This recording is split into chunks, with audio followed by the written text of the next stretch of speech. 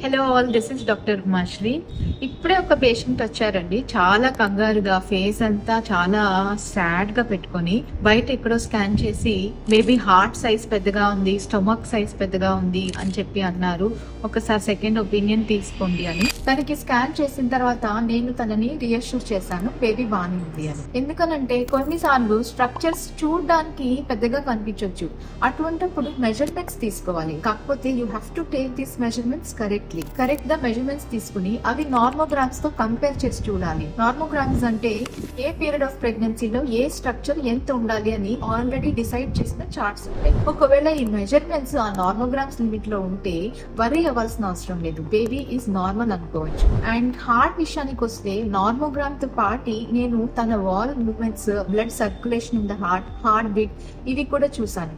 So ఇవన్నీ కూడా ఈ పీరియడ్ ఆఫ్ ప్రెగ్నెన్సీలో ఎలా ఉండాలో అలా ఉంది కాబట్టి దానిని నేను కంప్లీట్ గా రియాష్యూర్ చేశాను.